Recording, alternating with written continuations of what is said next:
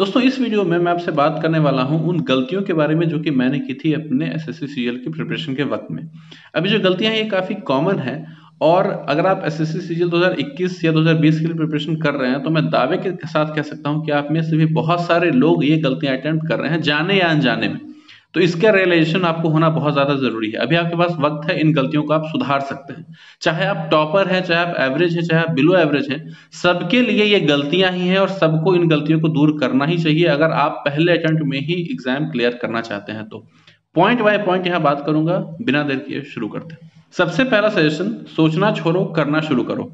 हम लोग क्या करते हैं ना, प्लान करते हैं और थोड़ा सा लेट बैक हो जाते हैं उसको लेके। फॉर एग्जाम्पल कि अभी मान लीजिए कि आपको 3-4 दिन के बाद घर जाना है। आप सोच रहे कि अच्छा घर भी जाना है, घर से आता हूँ तब अच्छे से पढ़ाई शुरू करूंगा। या फिर ऐसा करते हैं कि अभी हम लोग मैथ्स पे ध्यान दे देते हैं, जब एग्जाम नजदीक आएगा तब जीके वगैरह पढ़ेंगे। हालांकि मेरा वीक है जीके, लेकिन एग्जाम जब नजदीक आएगा तब पढ़ेंगे जीके। पहले मैथ्स खत्म कर लेते हैं तब इंग्लिश का वोकैब सेक्शन पढ़ेंगे। ऐसा नहीं करना है।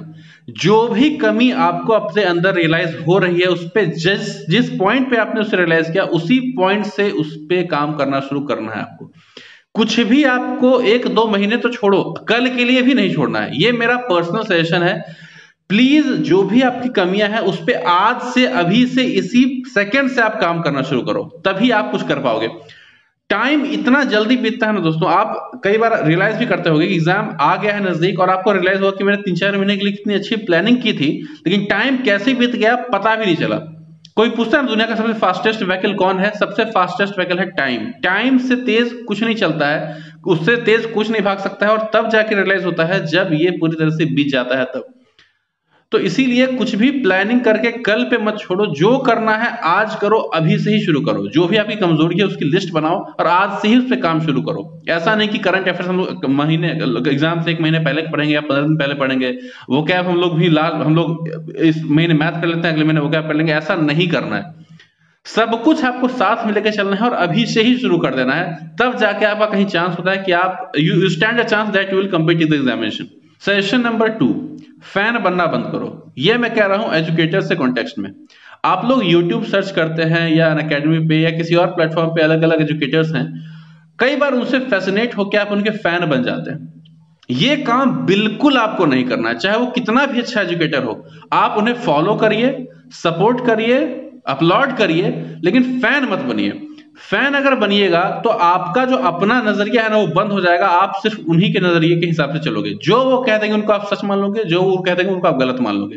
लेकिन वो भगवान तो है नहीं, वो भी तो गलत चीज कह सकते हैं, गलत चीज बता सकते हैं आपको। तो जब वो कुछ गलत बोले तो उन्हें क्रिटिसाइज भी करो और अपना एक पर्सपेक्टिव रखो हर एक चीज के प्रति। मैंने कहा प्यार करो, सपोर्ट करो, वो अलग चीज है, लेकिन फैन मत बनो। आप अपना करियर बनाने के लिए यहाँ पे आए हो, किसी का फैन बनने के लिए नहीं। ये यहाँ कोई फिल्म स्टार नहीं कि आपको कोई एंटरटेन कर रहा है आप उसके फैन बन गए हो। आप यहाँ पढ़ने के लिए आए हो, सीखने के लिए आए हो। जो कोई भी बंदा आपको सिखा रहा हो सकता है कि उसका स्टेचर बहुत ज्यादा बड़ा ना हो, लेकिन आप उसको सपोर्ट कर सकते हो। और कोई ऐसा इंसान जो बहुत बड़ा स्टेचर हो जिसका, और वो अच्छा काम ना कर रहा है, तो उसको क्रिटिसाइज करना भी उतना ही जरूरी है। तो प्लीज किसी का भी फैन मत बनो। ऐसा भी हो सकता है कि मान लीजिए कि आपने उस पर डिपेंड किया अपने प्रिपरेशन के लिए और बीच में ही वो कहीं चला गया, उसने बीच में आपको छोड़ दिया।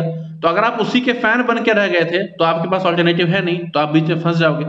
तो इसीलिए किसी एक का फैन मत बनो, एक ग्रुप ऑफ पीपल बनाओ जिसको आप फॉलो करो, सपोर्ट करो, लेकिन आंख बंद करके अंधभक्त बनने की जरूरत नहीं है। एक ऑफिसर बनने वाले हो आप, आपका एक पर्सपेक्टिव होना बहुत ज्यादा जरूरी है। सजेशन नंबर 3, अपने डिफिकल्टीज को फेस करो। कई बार ऐसा होता है ना हमारे प्रिपरेशन में, कोई एक सब्जेक्ट है, कोई टॉपिक या कोई एस्पेक्ट हमारा वीक है और हम लोग सोचते रहते हैं कि इस पे काम करेंगे, लेकिन हमारा वो टॉपिक वीक ही रह जाता है, उसको हम लोग इग्नोर करते चले जाते हैं।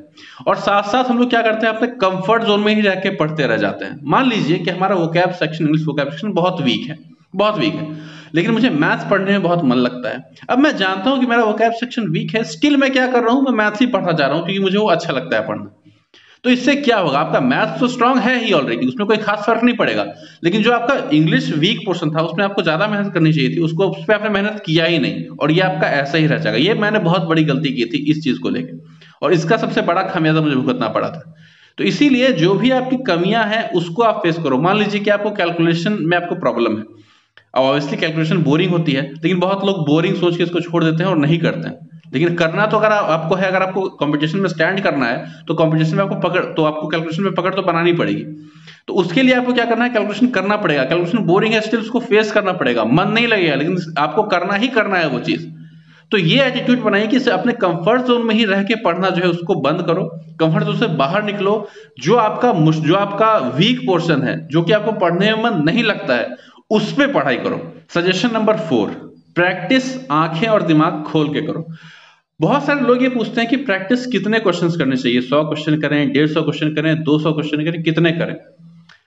अगर आप अपने आंखें और दिमाग बंद करके करते हो तो 500 क्वेश्चन भी अगर आप प्रैक्टिस कर रहे हो तो वो भी कम है।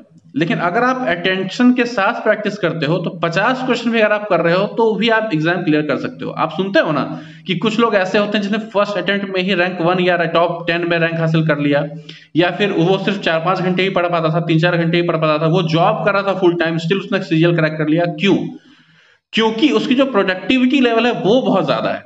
वो 50 क्वेश्चन ही करता है लेकिन पूरे अटेंशन के साथ करता है। क्या उससे मेथड लग रहे हैं, कहां पे मेरा कैलकुलेशन बच सकता था, कहां मेरी मिस्टेक्स हो रहे हैं, कहां मैं यूनिट से आंसर जल्दी ला सकता था, लैंग्वेज में मैं कहां फंस रहा हूं, क्या डेटा क्वेश्चन में रिडंडेंट है। ये सब का रिलेशन तब होता है जब आप पूरी तरह से अटेंटिव हो अपने प्रैक्टिस करने के वक्त।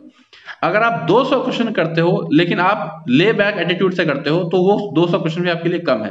लेकिन 50 क्वेश्चन भी अगर आप पूरे दिमाग खोल के करते हो, अटेंशन के साथ करते हो, अपनी गलतियों को ढूंढ ढूंढ के करते हो, तो डेफिनेटली पहले अटेम्प्ट में ही आपका बहुत अच्छा रैंक आएगा, इसमें कोई शक नहीं है। और ये बहुत रेयर है। प्रैक्टिस हर कोई कर रहा है, हर कोई प्रैक्टिस करता है 100-100 क्वेश्चन, 200 क्वेश्चन, लेकिन पूरे अटेंशन के साथ करना है, कैसे प्रैक्टिस करना है, ये कोई नहीं, ये बहुत कम लोग करते हैं। और ये किसी ने लाख टके की बात कही कि not perfect practice does not make you perfect, perfect practice makes you perfect. दोस्तों एक आखिरी सजेशन है, आखिरी एडवाइस, वो ये एडवाइस नंबर 5 कि खुद को कभी भी बहुत ज्यादा सेल्फ आइसोलेट मत करो।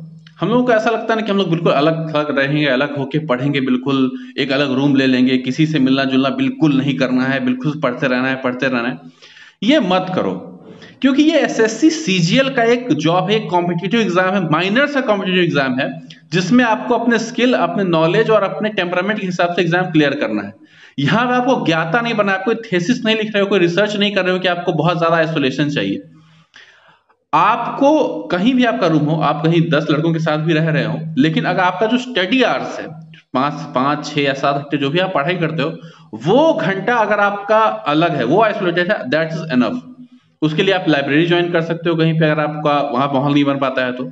लेकिन आप ये सोचोगे कि मैं बिल्कुल अलग ही रहूंगा, तो वो आपके लिए कैंसर से। क्यों, मैं बताता हूं।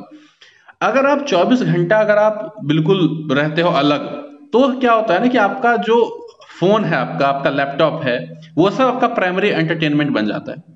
और क्या होता है कि भले ही उस 24 घंटे में आप 12-13 घंटा पढ़ोगे, लेकिन उस 12-13 घंटे में अक्सर आप बीच बीच में फोन लैपटॉप आप देखते ही रहोगे, कभी भी आपका कंसंट्रेशन फुल्ली बन ही नहीं पाएगा। और आज से कंपटीशन एग्जाम में अगर आपको स्टैंड करना है तो आपका कंपटीशन जो कंसंट्रेशन लेवल है वो बहुत अच्छा होना बहुत ही ज्यादा जरूरी है। तो अगर आप 5, 7, 6, 7 घंटे जो भी पढ़ते हैं, अगर वो उसमें आपने पूरे कंसंट्रेशन के साथ पढ़ लिया, बिना कोई गैजेट का टू टच किए, बिना किसी तरह के इम्पीडिमेंट के, तो डेफिनेटली आपका जो प्रिपरेशन है बहुत सही जाएगा, इस बात का यकीन कीजिए आप। तो जरूरी नहीं कि आपके पास एक रूम होना चाहिए, अलग होना चाहिए, ऐसा कुछ भी जरूरी नहीं है। जो स्टडी टाइम है आपका वो आइसोलेटेड होना चाहिए, आपको खुद आइसोलेट करने की कोई जरूरत नहीं है। तो दोस्तों इतने ही थे मेरे पर्सनल सजेशन, इसको आप मानिए या ना मानिए, ये आपके ऊपर है। लेकिन अगर आप इसको मानते हैं तो डेफिनेटली आप खुद आके बाद में यहाँ कमेंट करोगे कि इस चीज ने आपको हेल्प किया। Thank you so much.